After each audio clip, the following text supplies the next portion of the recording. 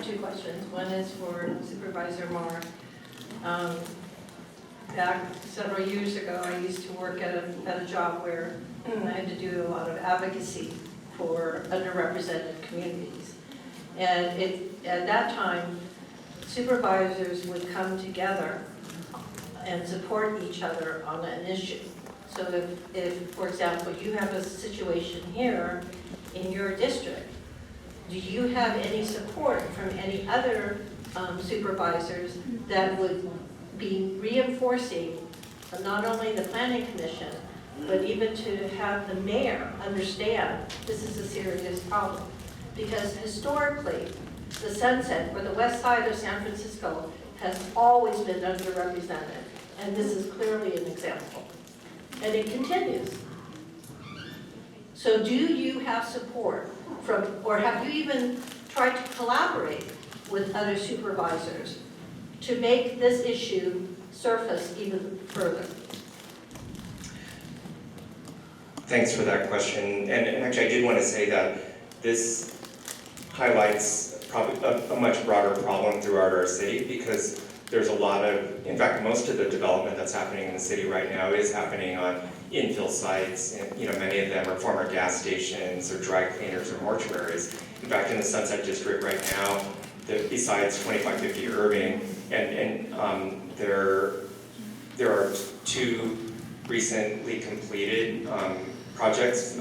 There's the Gus's Community Market Project on Noriega, I think around 44th Avenue, and then there's also a newly completed project on Terraville and 33rd Avenue that were former gas stations, and then there's two other projects that were approved but haven't been constructed that are gas station conversions too. So I think this highlights a much broader problem where a lot of the housing development in our city, again, in this rush to build as much housing as possible, as tall as possible. So excuse me.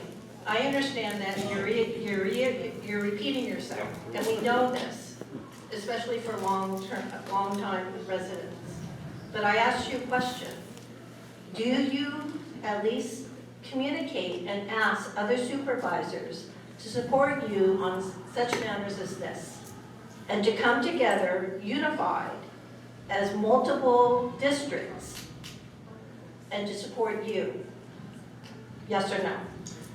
Yes? Yes. Or no? Yes, And, on okay, the broader and, issue, and not... who?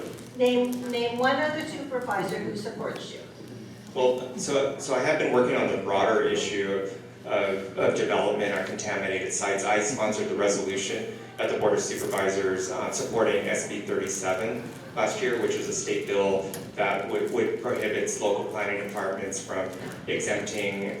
But Supervisor Mar, we're talking about this issue here. We're not talking about what other bills that you have supported. We are talking about this situation now. This is the first time I've heard about this after reading it in the Sunset Beacon. I'm absolutely floored that no one has brought the media, has brought the news to report this. Have you done studies of cancers related to this toxic, and to see and come up with statistics on that and bring that up to the housing authority and suggest that that statistics will be that when everything gets built? It's data, as you say, doctor.